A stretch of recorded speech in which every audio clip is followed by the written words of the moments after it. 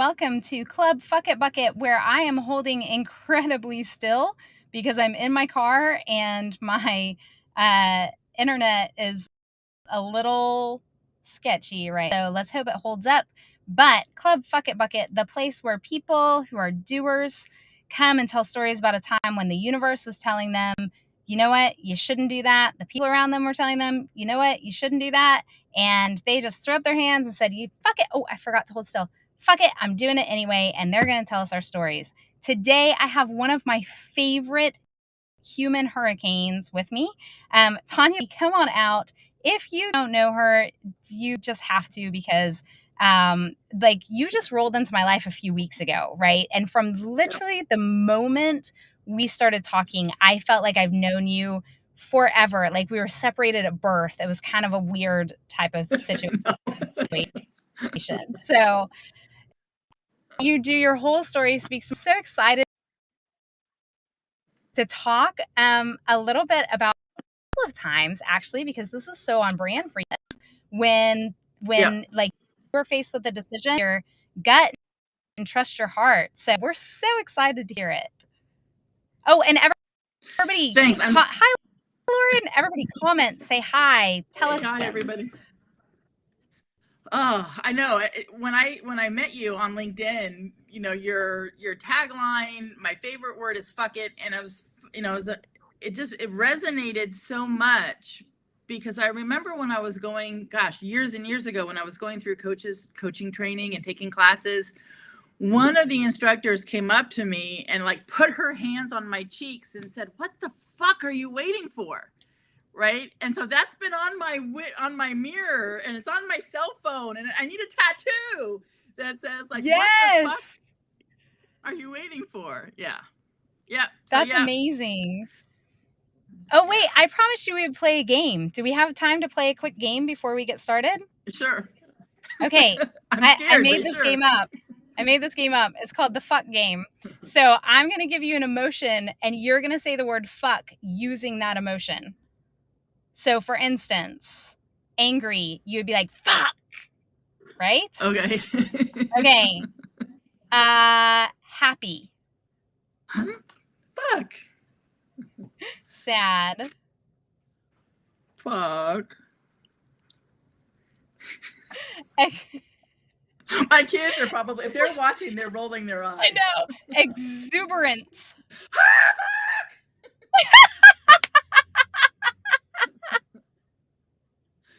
For 15 minutes. I know, this is the best. All right, last one. On the line with Verizon customer service. Oh, fuck. So good. Okay, so anybody who wants to send us videos of you saying fuck to different emotions, we are here for it. It does sound like an OnlyFans. That's my OnlyFans, is me saying fuck in various different ways while you look at my feet. It's fine. It's totally fine. Okay, sorry. So now that we've played our game, Tanya, I want to hear the story of how you became a coach. Oh gosh, I was being coached. I was a single mom, raised two amazing humans, and I was living in Houston, Texas at the time. And my coach got me from being at the bottom of the ladder with like real estate being a hobby to being number 2 in the company. Super successful, had a great team, didn't quite make it to number 1. I'm super competitive, so trying to make it to number 1 in the company. And then my kids all of a sudden grew up, and they're going to college in California because that's where we're from. So I've got one in Pepperdine, one at the University of San Diego. And I'm like, what am I doing here in Houston? So my coach is like, oh, well, we'd recruit you in to be a coach. We train you. And we're in Carlsbad, California. I'm like, okay, I'm in. Amazing. So seriously, took a huge pay cut, made like a quarter of what I was making in real estate. However, one of my top values is connection and family and being near my daughters and the rest of my family being in California. They gave me 2 weeks to move, and I moved. That's amazing. So that's years ago. Soul sister. Okay. Yeah. All right. And oh, yay. Hi, cuz. So Thomas Gray, not really my cousin, but we're from the same place in Kentucky, and so we Yay. assume that there must be some relation there. All right. So tell us about, because so that's where you started coaching. Yeah.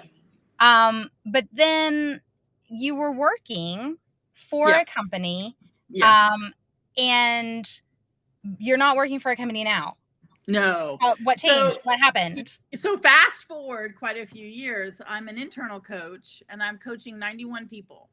And so that's an average between 12 to 14 coach calls a day. And they keep asking, hey, we need you to take more clients. We need you to take more clients. And without, dishing them specifically, it just became drive-through coaching. It came, right. We can't take time off because we don't have ways to cover your coach calls. So no vacation time, just really poor leadership, just crap leadership. I mean, it was really fucked up.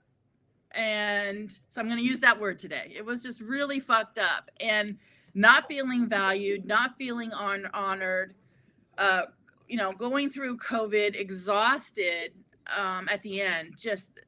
And I remember, I'll give you one example, talk about mental health.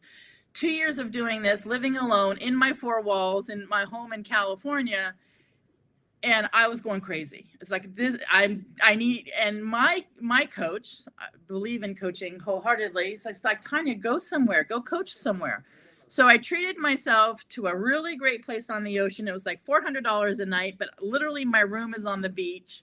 I coached for a week from the beach and came home going, okay, I can do this, as far as being a human anyway.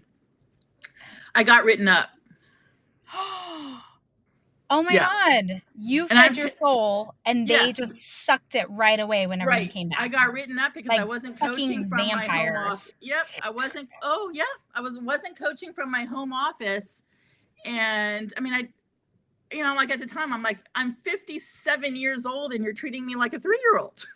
Yeah. Yeah. Oh my God. So I would have probably quit right then. Yeah. I almost quit right then.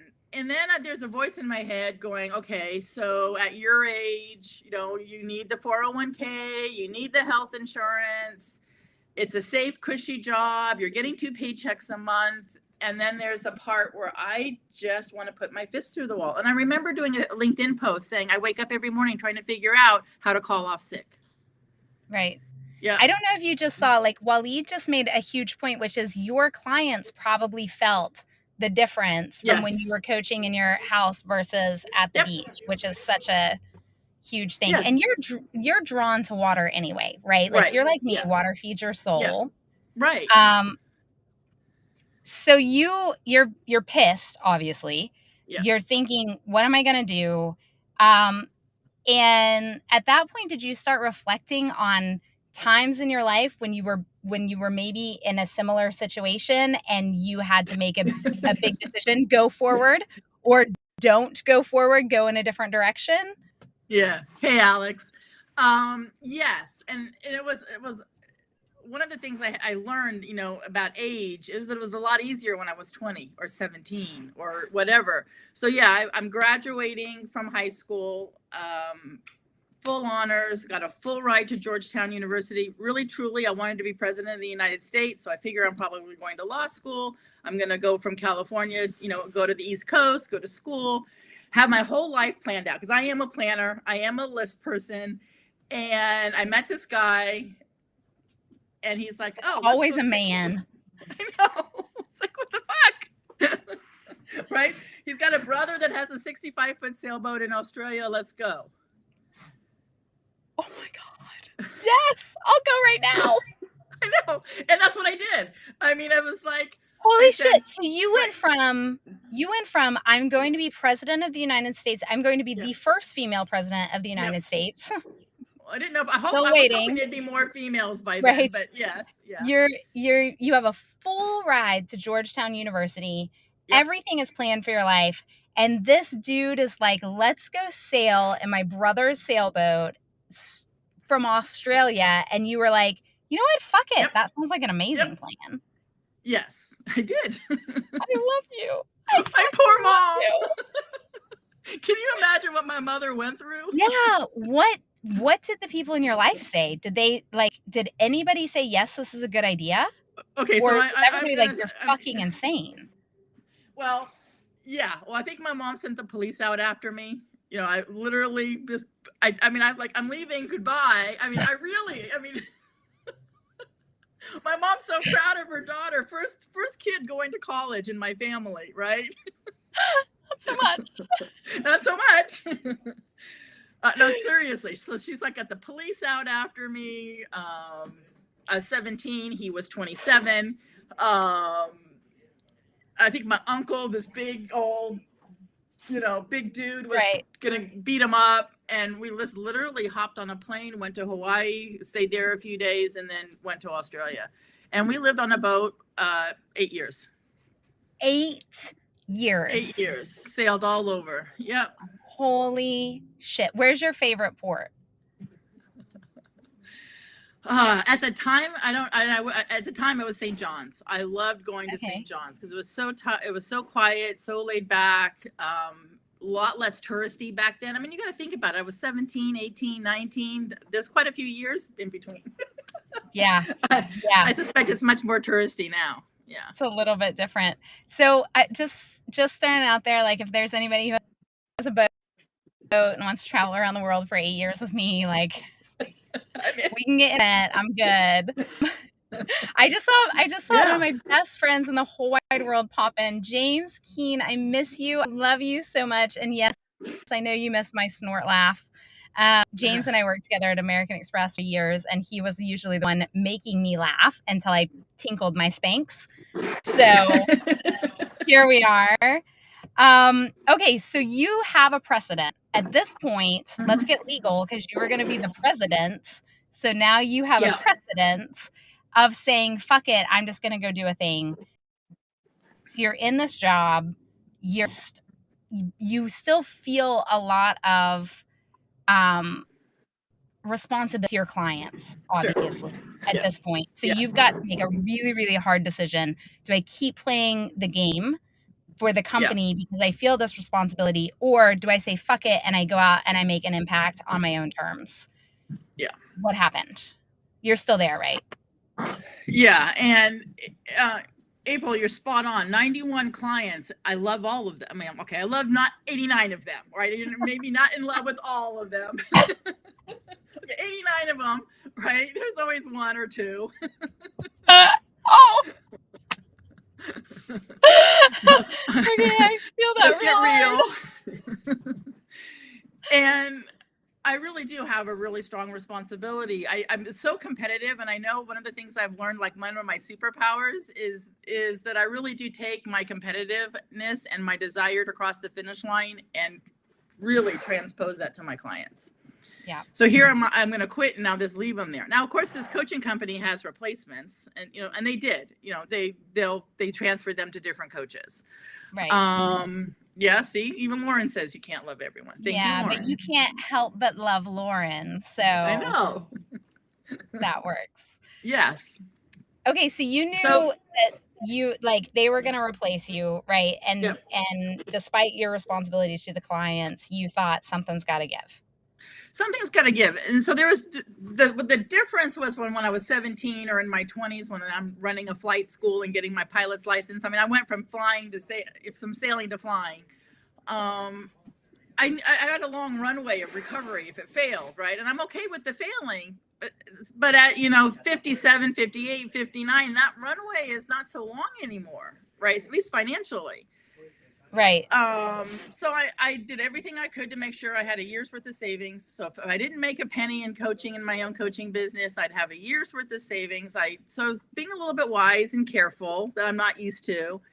But there was a moment when I woke up, and I remember the moment when I said to my boss, hey, we were doing reviews. It was like January, February, we're doing reviews. And I said, you know what? I'd love to be able to train some of the new coaches coming in. I mean, I love my clients and I love coaching, but I'd love to be part of the training. What would that look like? How could I be in that position to do both? He says, well, we don't really see that happening anytime soon, But if I were you, what I want you to do is put your head down and prove to us you're a good coach for the next 3 to 5 years, and then we'll talk again. Oh my God, I just vomited in my own mouth. Yep. Like, yep. That's the day I quit. I'm like, what the fuck? I've got 2 certifications. I'm the only coach on the coach floor that has these certifications. And I've got to prove to this ass that I'm a good coach for the next 3 to 5 years. I've got like there's 72 coaches and they rank us. I was ranked 4th on the coach floor. So I've got to prove to this ass for the next 3 to 5 years that I'm a good coach. And then they'll see about me being in the training department. I quit that day. That was it. Yeah. That was it. Yep. Done. That is amazing. So now you are coaching, you take on private clients. Yep. When you're coaching clients, what is your focus for them? Like what are you? Yeah, pound sand. That's James King saying. Yes. Pound sand. He used to actually tell our clients that, which is hilarious. Yep. So just tell us. We're actually at time, but I'm so fascinated by your life. What is it that you focus on with your clients? What do they come out of? Like, how do they progress in their time with you? It's really listening to what they want. So if I've got an executive who wants that next promotion and he keeps getting reviews saying, hey, these are the leadership skills we're not seeing, right? Then I can't promise, but if they do the work, they're going to get that promotion next time. Yeah. I coach a lot of business owners. What do they want? What are they afraid of? What's stopping them? And getting them to cross that finish line. And then what's next? Because we cross the finish line, there's going to be another one, right? That's the thing about growth that like kind of pisses me off, right? As I work so hard to grow and then I hit the goal and all of a sudden I look up and I'm like, well, fuck. Now what? I'm growing. You can't just stay here, right? Like you have to keep doing it. It's never ending. There's not a vacation from it or anything, which sucks a little bit, but also super fun. You're going to celebrate a little bit. I'm going to coach you here a little bit. We do need to stop and celebrate. I mean, I buy myself plane tickets, right? So like I'm headed to the Canary Islands in a couple of weeks to fuck off. So we're good, but even that's going to involve growth, right? Like I'm going surfing and I'm going to learn. So there's always something to do. Yeah, I'm so envious about that. Oh, it's going to be amazing. So Tanya, tell everybody, how did they find you? How do they connect with you? And now remember at the beginning when I said, if you don't know Tanya, you should, because you're going to fall in love with her and she is a hurricane human. Now you know why. So connect with her. Where do they find you, Tanya? Well, they can find me on LinkedIn, Tanya Bugby. They can find me on Facebook. Same thing, Tanya Bugby. I'm easy. I'm out there on social media. Direct message me. I'll respond. Perfect. Promise. All right, y'all. You heard it here. Tanya Bugby. She's easy, but she isn't cheap. So I don't know if I'm easy either. I'm pretty hard on my clients. Yeah, that's all right. That's all right. Okay. Tanya, thank you so much for joining us. You're just a light in my life. I'm so glad that I think actually our amazing, my amazing producer, your amazing coach for lives, Chris Hennessy, is who brought us together. So I will always be thankful for him. Chris knows all the best people, which is awesome. So thank you so much. Y'all, if you want to be a guest on Club Fuck It Bucket, please hit me up in my DMs or respond to the post that I put out today. Keep watching. We love you all. We hope you have an amazing weekend, and we will see you next week with a guest host and a surprise guest, because it's still a surprise to me. Thanks for listening. Yeah.